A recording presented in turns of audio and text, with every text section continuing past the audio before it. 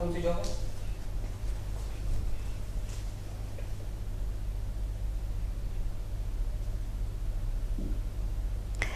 अंतरिक्ष में गूंज उठे चंद्रयान का गान लिए, चांद तिरंगे में रंग गया नई एक पहचान लिए। मेरे भारत के वैज्ञानिक तुम गौरव हो भारत का, मेरे भारत के वैज्ञानिक तुम गौरव हो भारत का। ऊंचा माथा लिए खड़े हम, सच्चा एक अभिमान लिए। नमस्कार, स्वागत है आप सभी का दूरदर्शन समाचार उत्तराखंड की खास प्रस्तुति राष्ट्रीय अंतरिक्ष दिवस के उपलक्ष्य पर। और इस विषय पर चर्चा करने के लिए हमारे साथ आज दूरदर्शन समाचार उत्तराखंड के स्टूडियो में उपस्थित हैं डॉक्टर पूनम सेठ तिवारी जी, जो कि हैं सीनियर साइंटिस्ट IIRS इसरो से। तो आइए होते हैं उनसे रूबरू और चर्चा करते हैं राष्ट्रीय अंतरिक्ष दिवस के बारे में। नमस्कार डॉक्टर पूनम जी, और हमारे स्टूडियो में आपका हार्दिक स्वागत, अभिनंदन। नमस्कार कंचन जी, और बहुत बहुत धन्यवाद हम लोगों को यहाँ पे बुलाने का और इस चर्चा को करने का। जी डॉक्टर पूनम, हमारा जो भारत देश है वो हर कोई त्योहार बड़े हर्षोल्लास से मनाता है, चाहे दिवाली हो या होली हो। और इस बार भी राष्ट्रीय अंतरिक्ष दिवस की यदि बात करें तो चारों ओर बड़ा ही हर्ष का माहौल, एक महोत्सव की तरह इस दिवस को मनाने के लिए लोग बड़े उत्साहित हैं। तो इस दिवस को मनाने का उद्देश्य क्या है? जी कंचन जी, सबसे पहले तो मैं सभी श्रोताओं को, सभी दर्शकों को राष्ट्रीय अंतरिक्ष दिवस की, पहले राष्ट्रीय अंतरिक्ष दिवस की बहुत बहुत बधाई देती हूँ। यह समय न केवल इसरो से हम जुड़े हुए हैं तो न केवल हमारे लिए गर्व का विषय है, परंतु हर भारतीय के लिए गर्व का विषय है, क्योंकि भारत के प्रत्येक नागरिक ने हमेशा इसरो में अपना पूरा विश्वास रखा है, पूरा भरोसा किया है। तो बहुत बहुत धन्यवाद और बहुत बहुत आपको बधाई। तो अगर हम चर्चा करें राष्ट्रीय अंतरिक्ष दिवस की, तो राष्ट्रीय अंतरिक्ष दिवस 23 अगस्त सन 2024 को हम लोग पहला राष्ट्रीय अंतरिक्ष दिवस मनाने जा रहे हैं। और ये क्यों मनाया जा रहा है ये भी बहुत ही रोचक है। हम लोग बहुत ही धूमधाम से आज इसको सेलिब्रेट कर रहे हैं। तो आप सभी को याद होगा कि पिछले साल 23 अगस्त को सन 2023 में चंद्रमा की सतह पर उसके साउथ पोल पर जो विक्रम लैंडर था, चंद्रयान 3 का जो यान था, उसमें विक्रम लैंडर उसने सफलतापूर्वक सॉफ्ट लैंडिंग अचीव की थी। उसी उपलब्धि को मनाने के लिए माननीय प्रधानमंत्री जी ने उस दिवस को, 23 अगस्त दिवस को राष्ट्रीय अंतरिक्ष दिवस के रूप में घोषित किया था और आह्वान किया था कि हम लोग ये दिवस हर वर्ष मनाएं और जागरूकता पैदा करें हम अपने देशवासियों में, और साथ ही साथ युवा पीढ़ी में जागरूकता लाएं कि अंतरिक्ष विज्ञान और अंतरिक्ष प्रौद्योगिकी क्या है। जो स्पेशली इसरो के और भी हमारे बाकी वैज्ञानिक जो हैं, उनके जो अचीवमेंट्स हैं उनको सेलिब्रेट करें। जो वैज्ञानिक हैं उनके अथक परिश्रम का जो ये हमें फल मिला है उसको हम सराहना दें। और सभी युवा वर्ग को, जो स्कूल के छात्र हैं, जो कॉलेज जाने वाले छात्र हैं, उन सभी को हम प्रेरित करें, प्रोत्साहित करें कि वो स्पेस साइंस और अंतरिक्ष प्रौद्योगिकी, स्पेस टेक्नोलॉजी में रुचि दिखाएं और उसको पढ़ें और उसको आगे बढ़ाएं। क्योंकि माननीय मोदी जी का ये मानना है कि हम अगर ग्रास रूट लेवल पे, हम अगर स्कूल के बच्चों को, कॉलेज के बच्चों के में जागरूकता पैदा करेंगे तो आगे चल के यही हमारे देश को का भविष्य है, यही उसे आगे लेके जाएंगे। तो यही उद्देश्य था। और एक चीज मैं और साझा करना चाहूंगी किरण जी, कि ये जो सॉफ्ट लैंडिंग अचीव की है इसरो ने, उसको करने वाला भारत पहला देश बन गया है साउथ पोल पे सॉफ्ट लैंडिंग करने का। तो साउथ पोल पे कोई भी यान किसी भी देश का अभी तक नहीं पहुंचा था। तो भारत वो पहला देश है जो कि चंद्रमा के साउथ पोल पर पहुंचा है। तो डॉक्टर पूनम, ये तो हमारे लिए बहुत बड़ी उपलब्धि है, बहुत प्राउड मोमेंट है। तो लेकिन ये जो समारोह है, तो इसमें क्या क्या गतिविधियां, किस प्रकार से इसको हम मनाएंगे? तो मैं चाहूंगी वो भी हमारे दर्शकों को आप बताएंगे किस प्रकार से हमारी प्लानिंग की गई है और जी, क्या जी। क्या एक्टिविटीज इसरो द्वारा आयोजित की जी गई जी हैं? किरण जी, जैसा कि आपने कहा कि ये बहुत ही बड़ा मोमेंट है हम सब के लिए, और जितने गर्व की बात है उसी हिसाब से इसके सेलिब्रेशन का आयोजन भी किया जा रहा है। और हम लोग इसरो में पिछले 1 महीने से लगातार इस आयोजन को कर रहे हैं। जी। इसरो ने किस तरह से आयोजन, क्योंकि ये एक विचार था कि आयोजन मात्र इसरो के केंद्रों में होके ना रह जाए। इसका पूरा मकसद ही यही है कि स्कूल के बच्चों, कॉलेज के बच्चों में जागरूकता पैदा की जाए, उनको इस चीज़ से अवगत कराया जाए। तो उसको पूरी तरह से करने के लिए इसरो ने क्या किया कि पूरे देश को 5 जोन्स में बांटा, और north zone, south zone, central zone, इस तरह से 5 जोन्स बनाए गए। IIRS जो कि हमारा केंद्र जी, है, जी। हमें नॉर्दर्न जोन की जिम्मेदारी दी गई कि नॉर्दर्न जोन में जो राज्य और यूनियन टेरिटरीज आती हैं, जैसे कि हिमाचल प्रदेश हो गया, उत्तराखंड हो गया, जम्मू कश्मीर हो गया, लद्दाख हो गया, इन सब जगह जाके हमारी IIRS की टीमें, साइंटिस्ट वैज्ञानिकों की टीमें वहाँ गईं, और वहाँ पे स्कूलों में सारे बच्चों को इकट्ठा करके वहाँ पे कई तरह के जो कार्यशालाएं, हैं, हाँ, workshops कार्यशालाएं, हैं। वर्कशॉप्स आयोजित की गई, बहुत सारे विषयों पे चर्चाएं की गई, इसरो जी। के जितने भी हमारे प्रोजेक्ट्स हैं उस पे चर्चा की गई।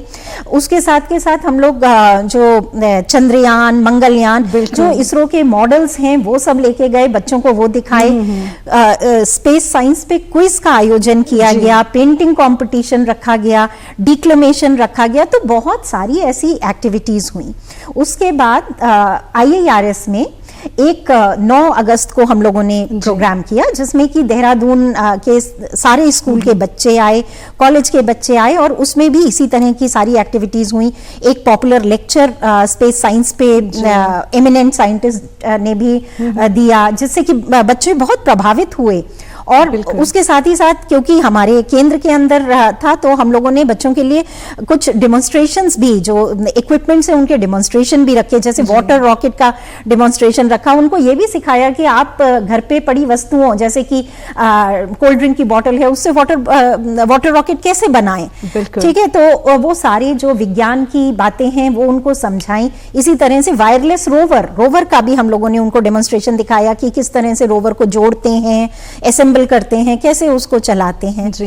ये तो हम लोगों ने केंद्रों पे, अपने केंद्रों पे, इसी तरह। पूनम, बस अभी हम आपसे चर्चा जारी रखेंगे। दर्शकों, फिलहाल समय हो चला है दूरदर्शन समाचार उत्तराखंड की ओर से एक विशेष प्रस्तुति का। आइए देखते हैं।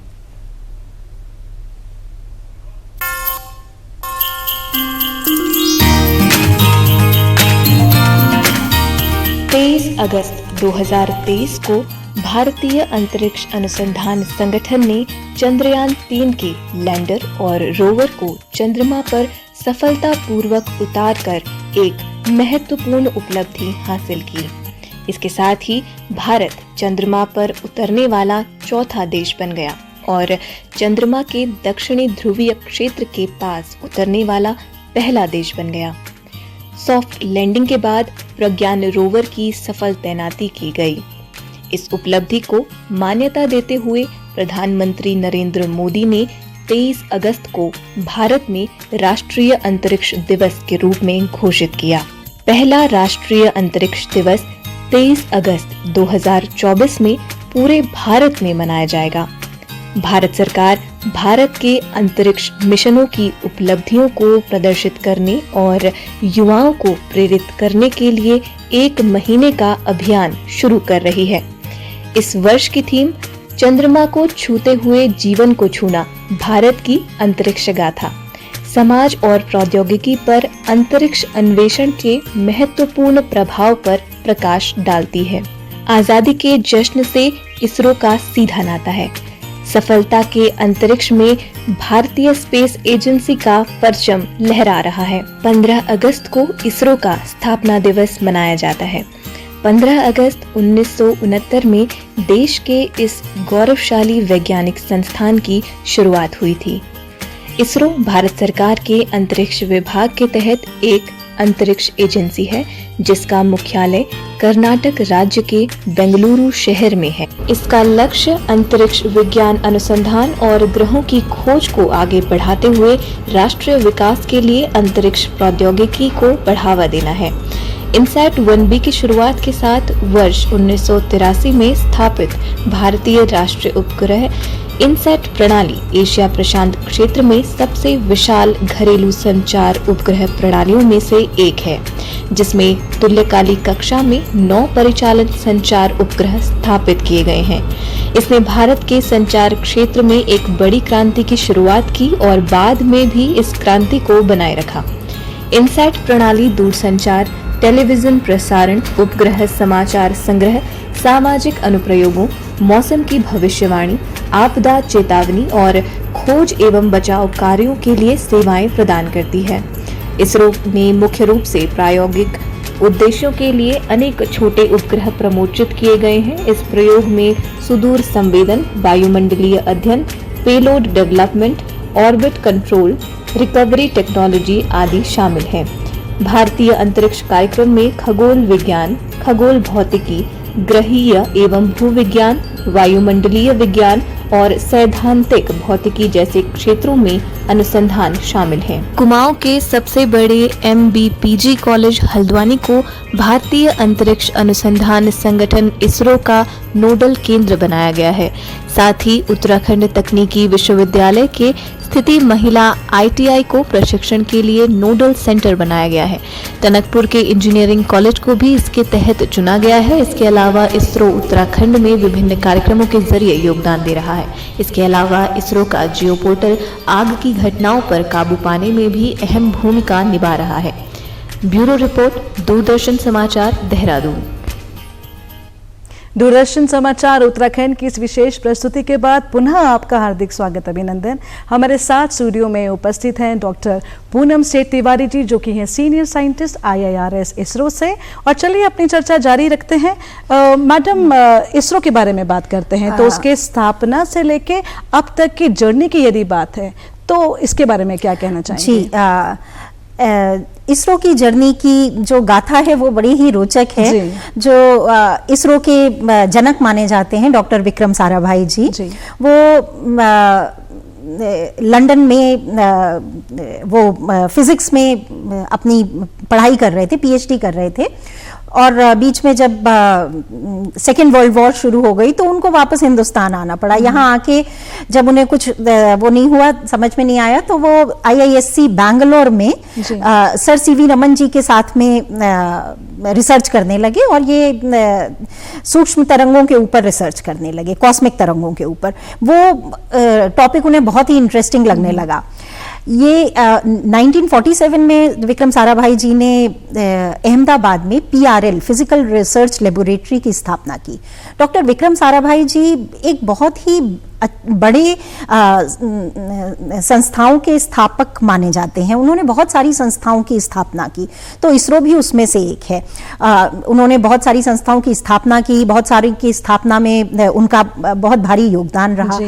उनका होमी जहांगीर भाभा जी से, सर CV रमन जी से बहुत ही क्लोज थे विक्रम साराभाई जी। तो 1962 में ये स्पेस रिसर्च के बारे में ये हुआ कि भाई अब हिंदुस्तान में, इंडिया में स्पेस रिसर्च होनी चाहिए।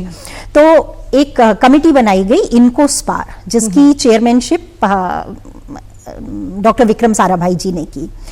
और उसके बाद 69 में इसरो बनाया गया और इनकोस्पार जो था वो इसरो में कन्वर्ट हो गया, वो उसको चेंज करके इसरो। तो इसरो का पहला नाम जो था वो, मतलब आप ये मान लीजिए, पहले वो कमेटी के फॉर्म में था, बाद में वो एक ऑर्गेनाइजेशन की तरह से आ गया। 1972 में डिपार्टमेंट ऑफ स्पेस बना, तो इसरो को डिपार्टमेंट ऑफ स्पेस के साथ अटैच कर दिया गया। और साथ में बहुत सारी संस्थाएं जो पूरे देश भर में इसी विषयों पे, अलग अलग विषयों पे शोध कर रही थी, अनुसंधान कर रही थी, उन सबको इसरो के अम्ब्रेला में डाल दिया गया। तो वहां से लेके आज तक इसरो की जर्नी बहुत ही रोमांचक रही है। जो इसरो के संस्थापक लोग थे उनका हमेशा ये मानना था, डॉक्टर विक्रम साराभाई जी का, कि जो स्पेस साइंस और स्पेस टेक्नोलॉजी है उसका प्रयोग हमें हमेशा सोसाइटल बेनिफिट के लिए करना है। बिल्कुल, मतलब ऐसा होना चाहिए, उनका ये उद्देश्य था कि हम अंतरिक्ष विज्ञान से अंतरिक्ष प्रौद्योगिकी और प्लानिटरी एक्सप्लोरेशन ये सब कुछ करें, लेकिन इस सब से हम जीवन के स्तर को कैसे सुधार सकते हैं, जो हमारे कॉमन आदमी हैं उनके जीवन के स्तर को कैसे सुधार सकते हैं, साथ के साथ ये कि जो देश की उन्नति में हम कैसे भागीदार हो सकते हैं, उसके लिए क्या कर सकते हैं, जो ये टेक्नोलॉजी है उससे कैसे कर सकते हैं।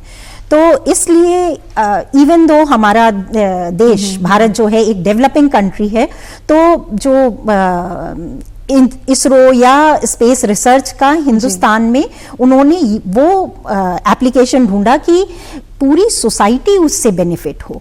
ये नहीं कि केवल जो है चीजें प्रूव करने के ही लिए रिसर्च नहीं की गई, उस जो भी रिसर्च करके टेक्नोलॉजी जनरेट हुई है उसका last person of the society तक उसका उपयोग कैसे कर पाए। अब तो आप लोग आज कह सकते हैं डॉक्टर पूनम की अंतरिक्ष से अंतरिम व्यक्ति तक, बिल्कुल अंतरिम व्यक्ति तक ये सुविधाएं पहुंच रही हैं। अब आप लोग आज हम लोग सब मोबाइल फोन यूज कर रहे हैं, है ना, और कितनी सुविधाएं हो गई हैं इस सब की वजह से। आप ये सब अंतरिक्ष उद्योग का ही, अंतरिक्ष प्रौद्योगिकी का ही नतीजा है, कम्युनिकेशन टेक्नोलॉजी। फिर आपको कहीं सामान लेने जाना है, आपको कहीं का रास्ता पता करना है, आपने मैप्स में लोकेशन, बिल्कुल जीपीएस मैप डाल दिया तो नेविगेशन हो गया और लोकेशन बेस्ड सर्विसेज हो गया। तो ये सारा ही अंतरिक्ष प्रौद्योगिकी का ही घटक हैं।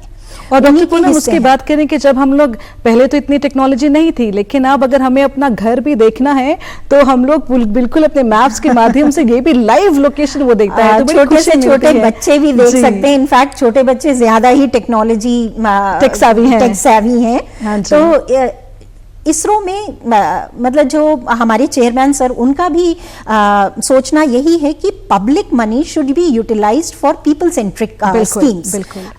पब्लिक मनी हम यूज कर रहे हैं अपने प्रोग्राम्स के लिए, वो सारे प्रोग्राम्स जो हैं पीपल सेंट्रिक प्रोग्राम्स होने चाहिए, जिसमें कि जो कॉमन सिटीजन है उसकी भलाई, उसके प्रति हमारे जो कर्तव्य हैं वो सबसे इम्पोर्टेंट है। डॉक्टर पूनम पूछना चाहेंगे कि जो IIRS है, जो कि आपके इंस्टीट्यूट का नाम है, उसका फुल फॉर्म है Indian institute of remote sensing, तो ये किस प्रकार से इसरो का हिस्सा है और रिमोट सेंसिंग से क्या तात्पर्य है, इसके बारे में प्रकाश डालें। जैसे इसरो, मैंने आपको जैसे अभी बताया कि बहुत सारे इंस्टीट्यूट्स देश में अलग अलग डिपार्टमेंट, अलग अलग फील्ड में काम कर रहे थे, उन सबको इसरो के अंडर लेके आ गए।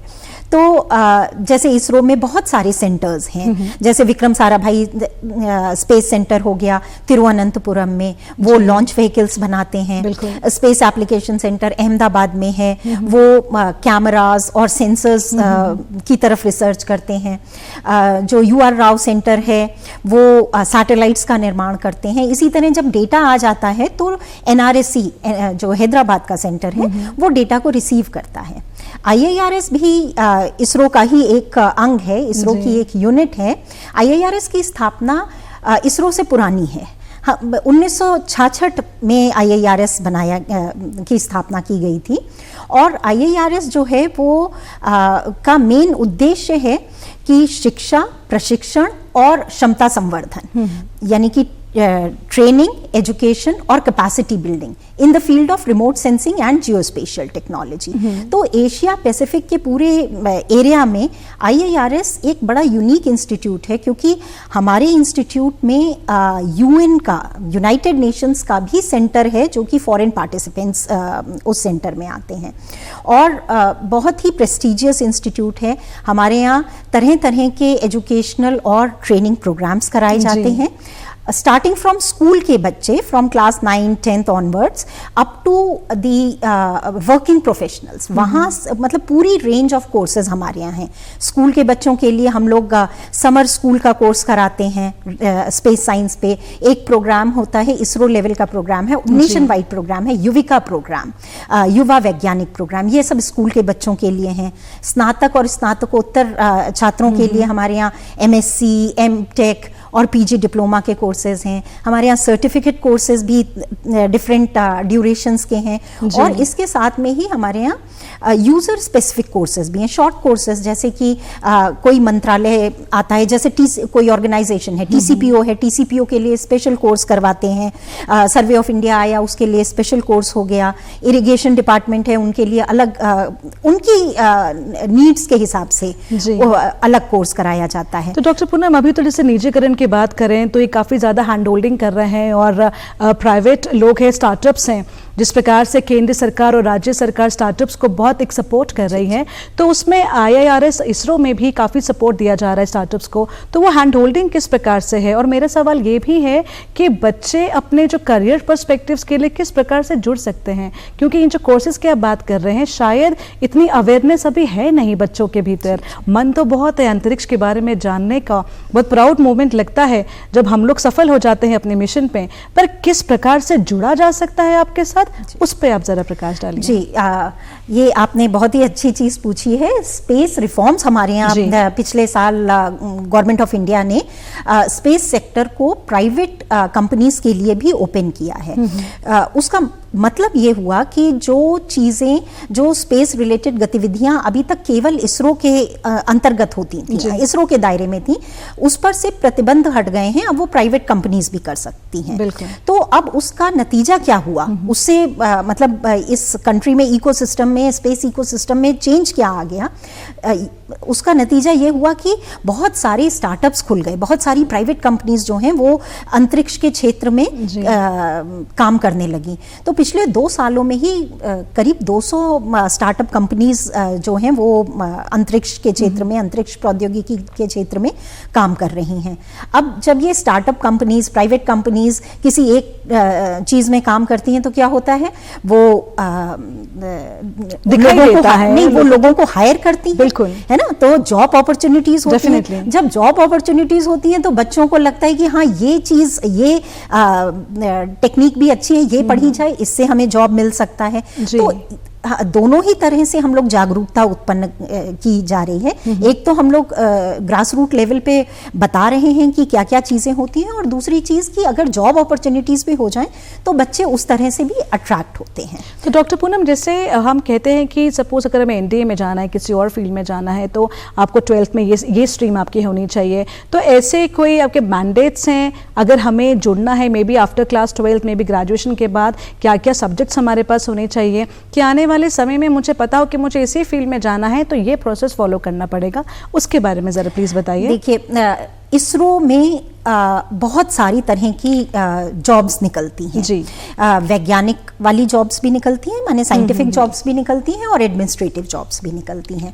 तो अब जैसे रिमोट सेंसिंग, आपने रिमोट सेंसिंग की बात की, रिमोट सेंसिंग एक मल्टी डिसिप्लिनरी फील्ड है, ठीक है। तो रिमोट सेंसिंग में तो हर तरह के लोग, जैसे फॉरेस्ट्री पढ़ा हुआ आदमी भी फॉरेस्ट्री में रिमोट सेंसिंग के डेटा को अप्लाई करके देखेगा कि वनों में किस तरह से, जैसे वन अग्नि है उसको किस तरह से हम रोक सकते हैं, या जो वन संपदा है उसका मैनेजमेंट, प्रबंधन किस तरह से किया जा सकता है।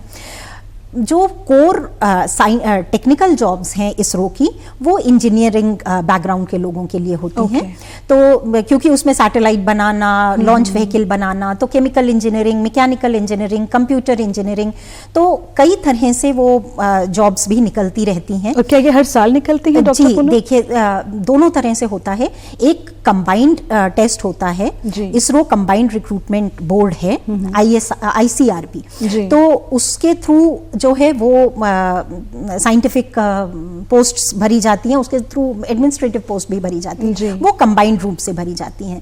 बट जैसा मैंने आपको बताया कि बहुत सारे सेंटर्स हैं, तो हर सेंटर की अपनी रिक्वायरमेंट भी होती है, तो हर सेंटर अपनी तरह से भी पोस्ट, जब उनके यहाँ खाली होती है तो वो उस तरह की पोस्ट भी एडवर्टाइज करते हैं, जो कि समय समय पे सेंटर की वेबसाइट पे और इसरो की वेबसाइट पे आती रहती हैं। बिल्कुल। और साथ में ये तो परमानेंट पोस्ट्स की बात हो गई, उसके साथ में जो शोधकर्ता हैं, जो शोधार्थी हैं, जो पीएचडी स्कॉलर्स हैं, वो भी हमारे यहाँ आ सकते हैं, क्योंकि बहुत सारी प्रोजेक्ट्स होते हैं।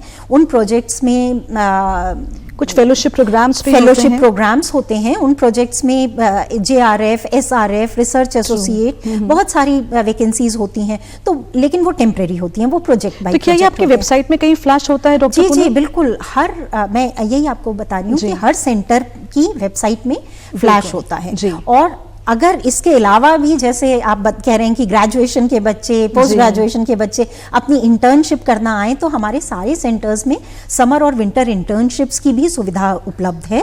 तो वो उसके भी अलग से इंटर्नशिप का फॉर्म्स निकलते हैं।